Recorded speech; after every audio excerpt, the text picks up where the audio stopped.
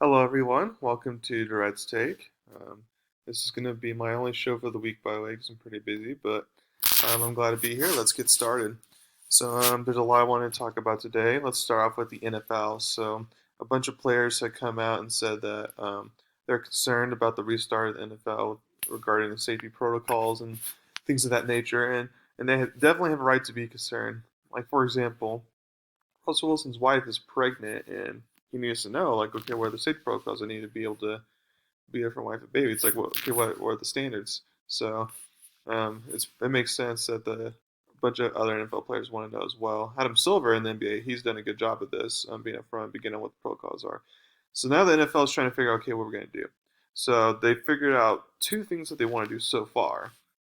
The first is they want to have daily testing when training camp starts, and then if 5% or less test positive, then they can scale it back to every other day.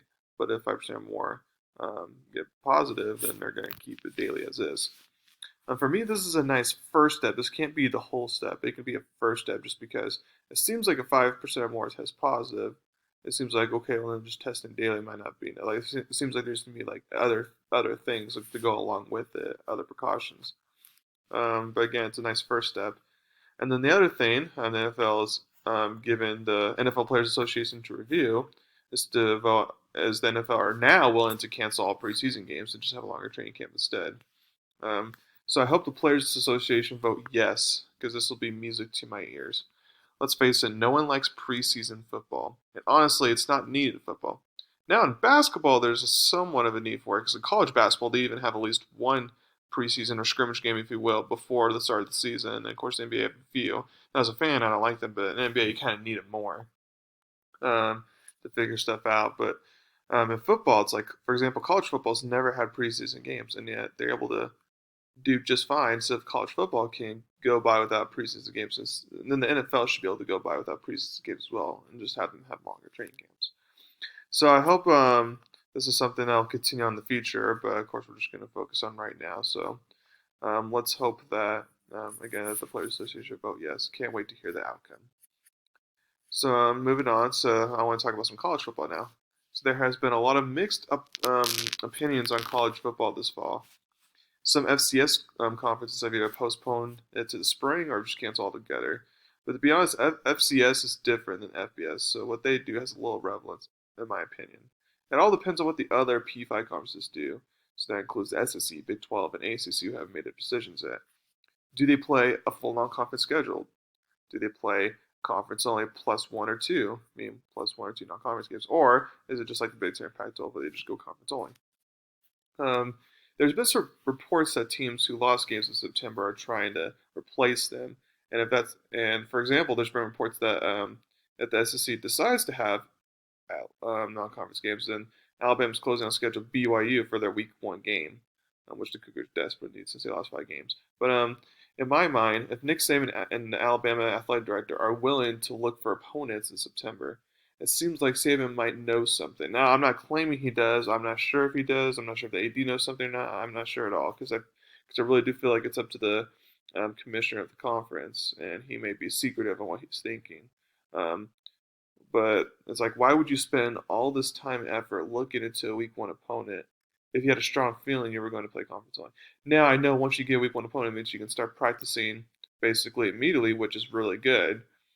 But you don't want to. But you don't want to cancel a week 1 opponent just for that reason only, because that may not matter at the end if the conferences decide to go conference only. So again, I feel like I mean, hopefully the Alabama Dean Nixon may know something like, hey, maybe like we're going to get either the conference only plus one or two non-conference games, or we can have a full game schedule. So it'll be interesting to see what happens here. Um, for me, I honestly don't see a full 12 game schedule. I feel like that's kind of wishful thinking at this point, and especially since a lot of sports are delaying starts to maybe like the end of September or something like that. So I don't feel like 12 games is really on the table right now. I mean, if it is, great. If not, I'm not going to be shocked. So I could see more either 10 games or if it's conference only 9 or 8 or something like that. Um, it's going to be interesting because once the SEC announces what they're going to do, which by the way they're still waiting to the end of this month to decide what they're going to do, which is the last possible second. But once they decide what they're going to do, then the Big 12 and the ACC are going to follow suit. And then once it happens, in the other G5 programs are going to do their thing. So the SEC is really the big domino here. So it'll be interesting to see what happens. So last but not least, so I'm actually graduating from college this week from Idaho. I'm getting my bachelor's degree in communications. It's exciting. The NBA has also announced that what happens in the 8-game schedule playoffs won't have any effect on the NBA awards. So you can basically already make predictions. So now imagine listening to a graduation ceremony music type of music, if you will, the dun, dun, dun, dun, like that. And as I give my awards out to some of the NBA players, so let's get started. For Coach of the Year, you got I mean you got so many options here. It was hard to pick just four. I mean usually for some of these things I like to do just the top three only, but for this one I had to include top four. Um, let's start off with Dave McMillan, the Indiana Pacers coach. So he didn't have Victor Oladipo for most of the season, and Malcolm Brogdon's kind of been in and out with injuries, and yet they're still a fifth seed and he's 13 games over 500. Like we saw his pretty good coaching last year, but like he's doing really good coaching again this year. Nick Nurse, I mean, everyone thought that with Kawhi and Danny Green being gone, that the Raptors were going to be um, basically. It's hard to say where they were going to be, but basically like not a top five team in the East, probably maybe like a 7 or 8 barely gets to the playoffs type of thing. But like Nick Nurse, I mean, they have the third best record overall in the NBA, second seed in the East. Like it's pretty impressive. A third option is Billy Donovan for the Thunder. I mean, I thought Thunder was going to be a lottery team because I just thought, okay, they're going to be rebuilding. They will probably trade eventually Chris Paul. It's just going to be a total rebuild because that's what it looked like. But instead, Billy Donovan's done a nice job of getting Chris Paul to be a leader and be an effective player for all the younger guys on the team. And he's also done a good job of just saying, yeah, we're not going to tank. Like, we're going to try to do our best. And then last but not least is Taylor Jenkins for the Grizzlies. Not even the Grizzlies are only 8 seed right now, and one game under 500. I mean, everyone thought Memphis was going to be either last or like second to last or something like that in the West. Like no one thought they were going to be in the playoff discussion at all by this point.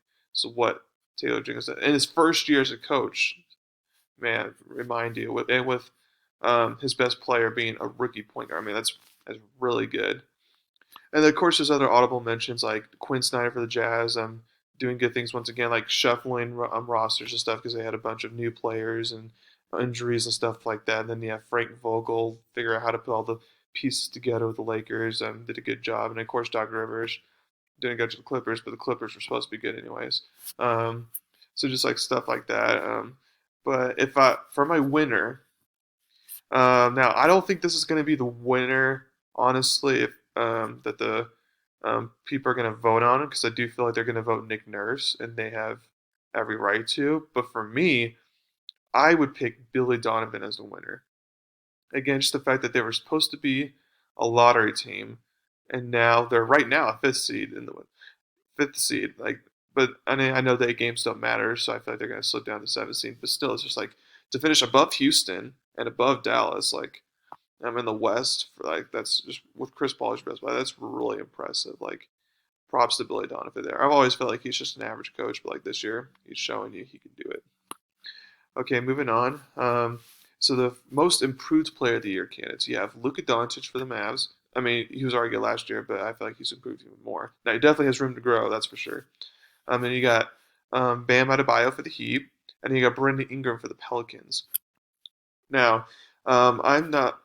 Now I think Brandon Ingram's kind of fool's gold here because, in my opinion, I mean, he's definitely improved a little bit, but in my mind, he's basically the same player he was like last year with the Lakers. It's just that since the Pelicans seem to be more relevant, mainly because Zion Williamson's there, and with LeBron being out last year and stuff for half of it, and the Lakers not really contending for a playoff spot once that happened, um, it was just like, it's like ISO ball. It was like but Brandon Ingram, though, he's always been very good at ISO ball uh, and making a bunch of shots. So I kind of feel like, yeah, even though he's done a little bit better this year, it's like he's basically kind of the same player in my opinion. Like he still has another step to take. So it's basically between Luka and Bam Adebayo, which I've been very impressed with.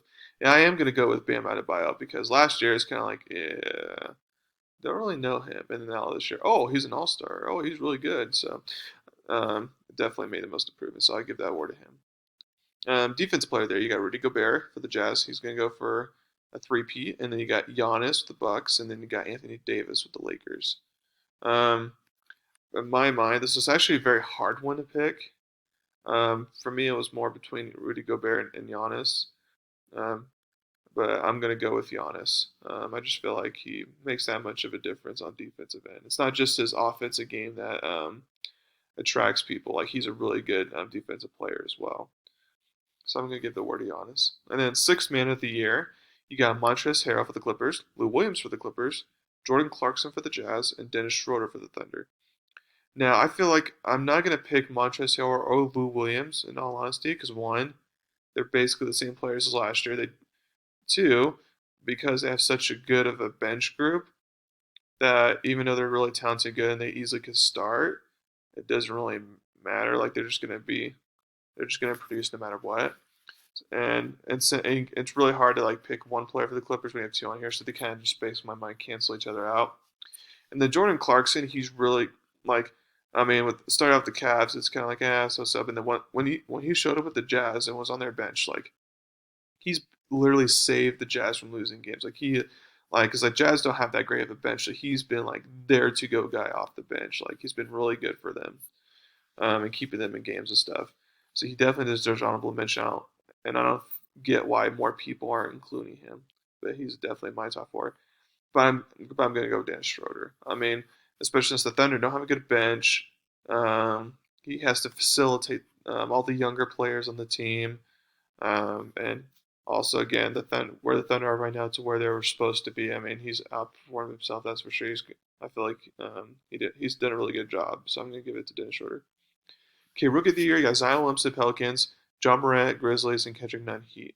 Now, Kendrick Nunn's just kind of like there just to be there. Like, honestly, it's between John Morant and Zion Williamson.